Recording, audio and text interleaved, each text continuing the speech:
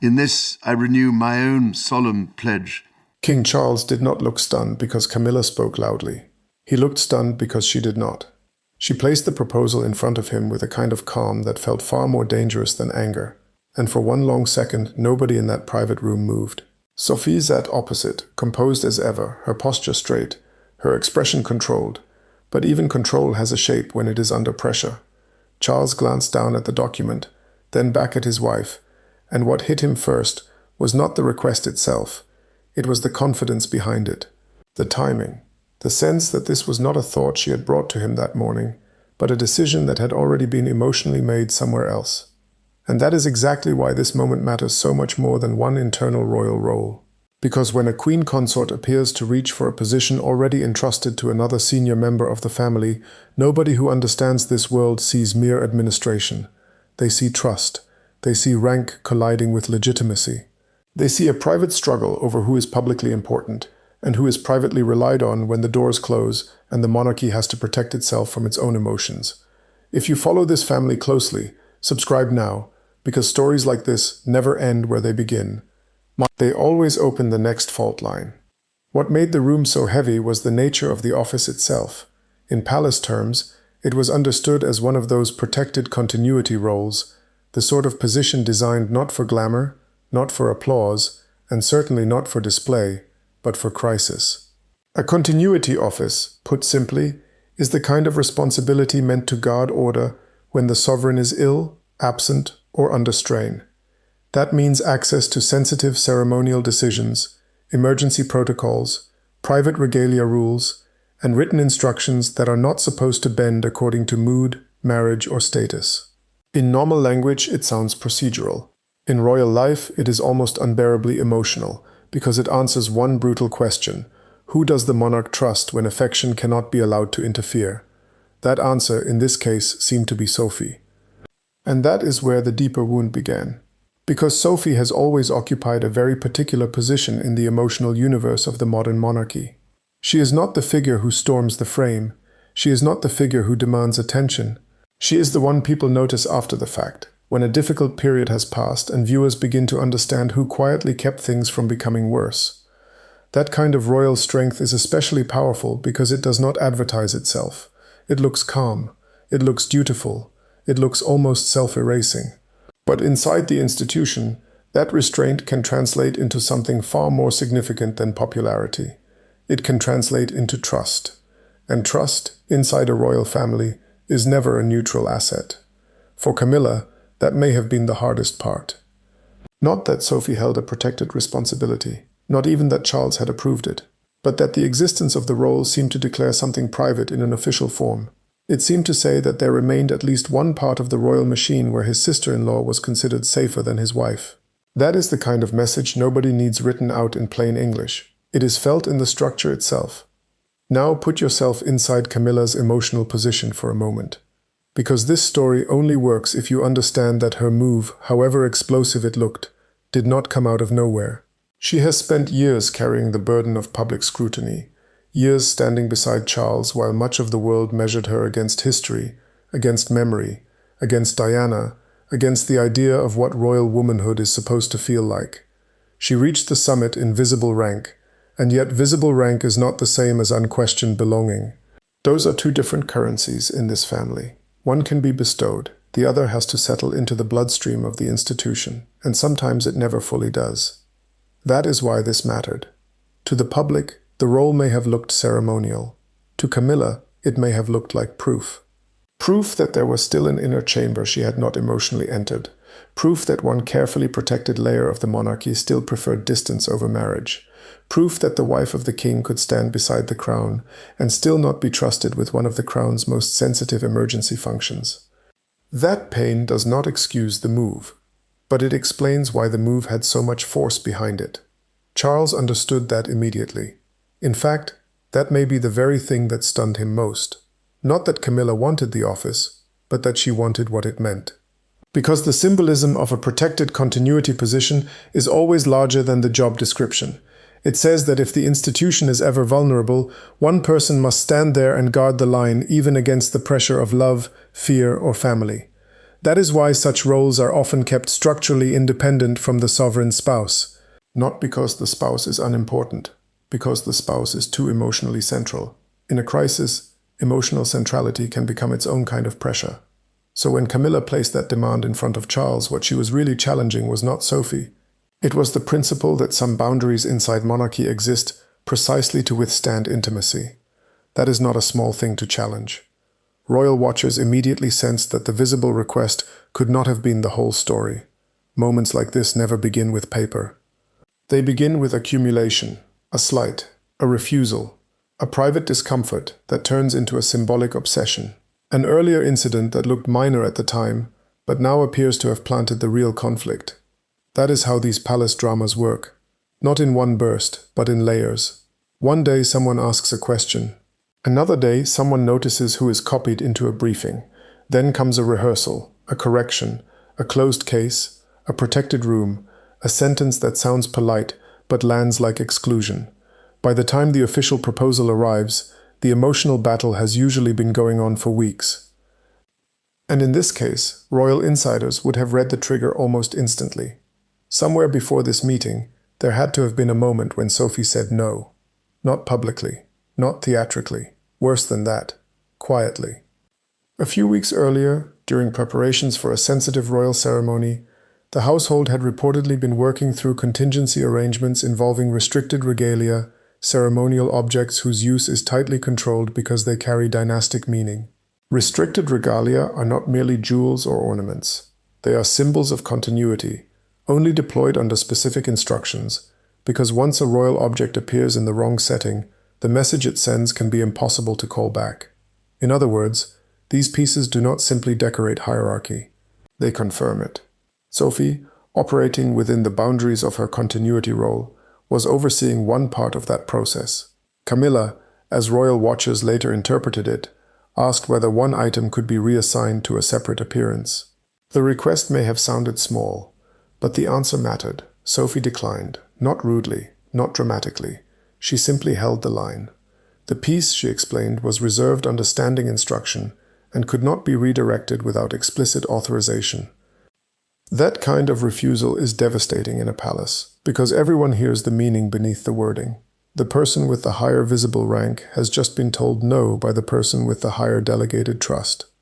And Charles, by most readings of the emotional pattern, did not reverse the refusal. That may have been the real beginning, because if Camilla felt that one refusal exposed something larger, then the protected office itself would have started to grow in her mind. It would no longer have been a technical post. It would have become a symbol of withheld acceptance. It would have come to represent all the places where she was presented as central, but privately treated as conditional. That is the sort of emotional mathematics that can turn one small institutional boundary into a personal crusade. The irony, of course, is that Sophie's power in this story comes precisely from the fact that she does not behave like someone enjoying power. She does not perform it. She does not announce it. She simply acts as if the role belongs to the duty, not to her. That is deeply compelling to this audience, because it fits one of the oldest moral instincts in royal watching. Quiet service feels earned, and anything that looks like an attempt to seize what quiet service has earned almost always creates a backlash.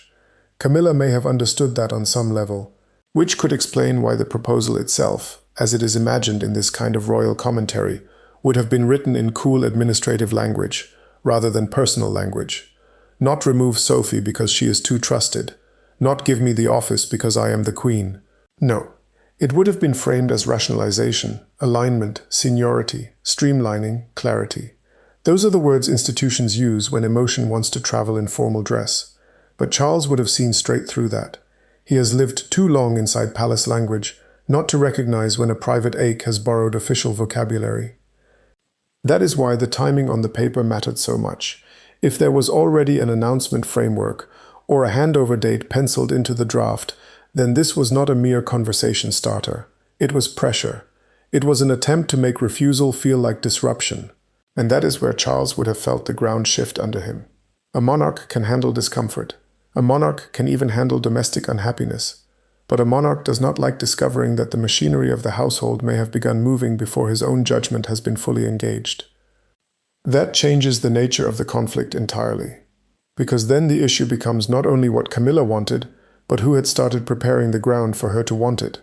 Which officials had encouraged the interpretation that the office should naturally belong to the consort?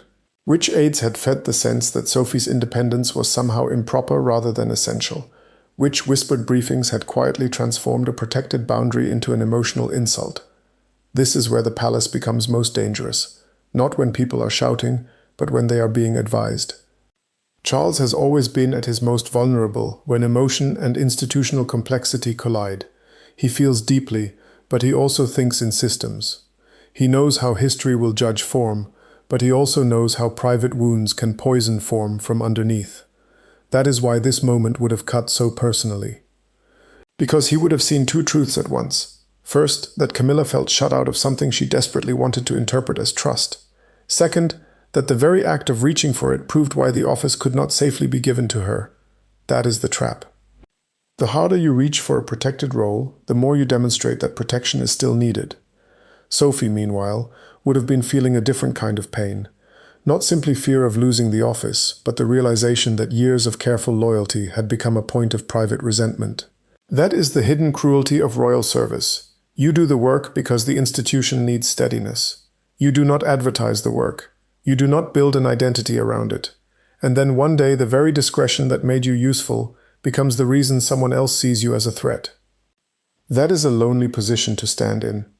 And Sophie is especially suited to this kind of script because her emotional register is almost always one of controlled hurt rather than outward fury. She is not compelling here because she fights loudly. She is compelling because she does not. Because she sits there, hears herself effectively being moved off the board, and still refuses to make the moment uglier than it already is. In this niche, restraint is not weakness. It is devastating force under discipline. If Charles turned toward her in that room after reading the proposal, the silence between them would have been almost unbearable. Not because it was empty, but because it was full of realization. Realization that this had been building. Realization that reassurances given earlier by Camilla might now look different. Realization that a relationship Sophie believed was respectful had perhaps become strategic behind the scenes.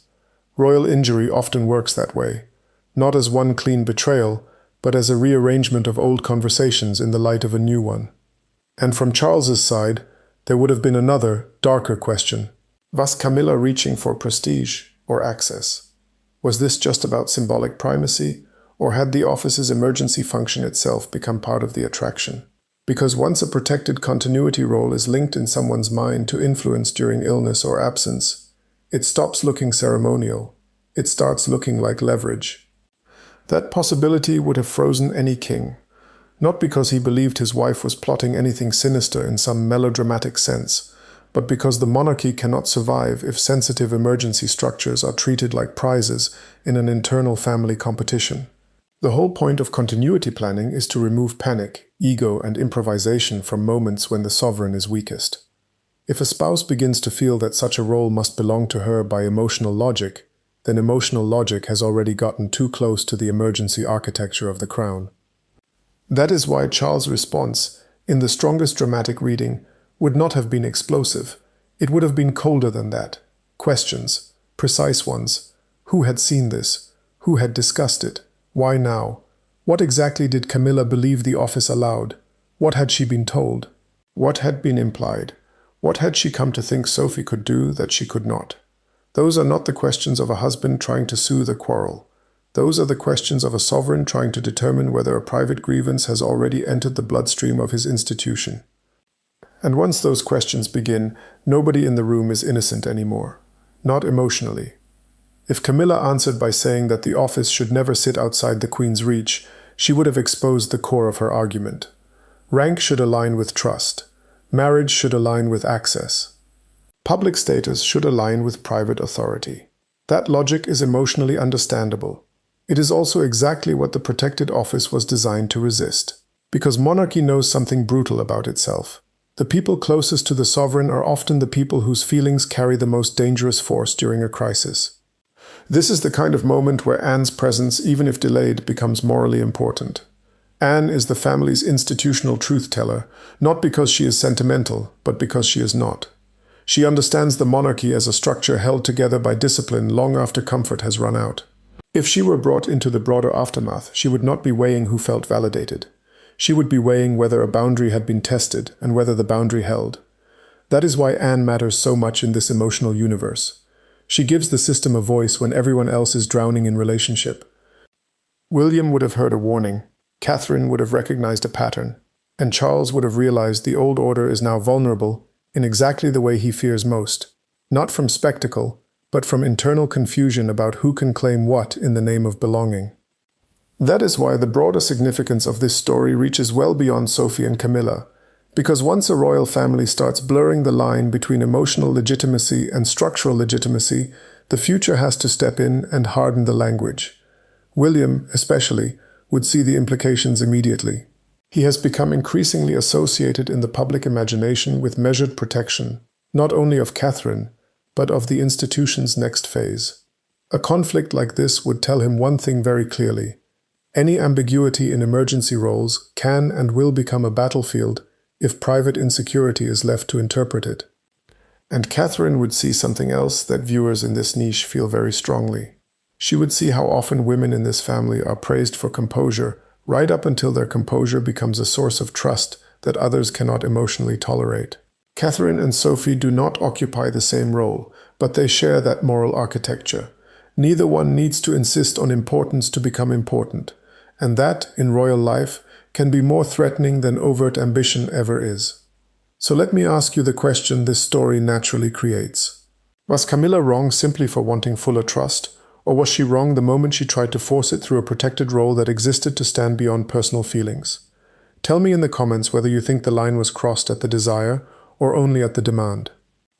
By the time the conflict reached its private climax, Charles would have understood that he was dealing with three separate fears at once. Camilla feared permanent emotional exclusion. Sophie feared the erasure of quiet service by one signature. And Charles feared losing control of the only thing that makes monarchy survivable in moments of weakness, clear boundaries. That is why the scene is so powerful. It is not built on cartoon villainy. It is built on incompatible emotional needs colliding with one institutional rule. Camilla did not just want elevation. She wanted relief from the humiliation of partial acceptance. Sophie did not just want to keep a role. She wanted the years behind that trust not to be treated as negotiable. Charles did not just want peace. He wanted proof that the structures beneath him had not already become hostage to the same emotional tensions he had spent a lifetime trying to outlive. And then comes the most painful part of all. In stories like this, the private confrontation is rarely the true ending. The true ending begins when the palace has to decide how to contain the meaning. Does it deny? Does it clarify? Does it bury? Does it quietly preserve Sophie while shielding Camilla from public humiliation? Does it rewrite the office language so nobody can test it again? Does it remove the advisor who fed the fire? Does it close ranks? Does it signal reform without admitting fracture? Those are not just communications questions. They are moral decisions disguised as administrative ones. If Charles chose clarity, then that choice itself would have been enormous. Because clarity would mean acknowledging that some roles in the royal household are deliberately independent of the consort. It would mean saying, in effect, that this is not about personal trust being withheld from Camilla as a woman, but about structural trust being located outside the marriage on purpose. That would protect the office. It would also wound. Sometimes truth does that. And yet, if he failed to say it clearly, the resentment would return. Perhaps not tomorrow. Perhaps not in the same form. But the monarchy has a habit of reliving every pain it refuses to name. That is what makes this feel like more than a one-day drama. It touches succession in practice. It touches the deeper rise of Catherine as a figure of composed centrality. It touches William's future instinct to put guardrails around every emotionally vulnerable part of the institution. It even touches Diana's long afterlife in the royal story, because Diana's legacy in this genre is not only grief, it is moral contrast. It is the idea that emotional truth eventually exposes every arrangement built only on image. Viewers who still carry Diana in their emotional map of the monarchy will naturally read stories like this through that lens. Who looked protected by sincerity? Who looked trapped by appearance? Who looked quietly loyal? Who looked desperate to be recognized by structure, because recognition by feeling never fully settled? That is why public sympathy would likely have flowed towards Sophie, without Sophie ever asking for it. And that is the cruelest part for Camilla. The more she appears to reach, the more someone else appears to rise by doing nothing at all except remain composed. Public opinion in royal matters often works like water. It runs towards stillness. Sophie's stillness would have looked like dignity.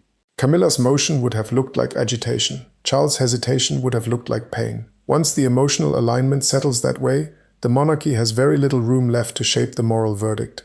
Still, this is not a story about triumph in the simple sense. Sophie keeping the role would not feel like victory to her, at least not in any emotionally satisfying way.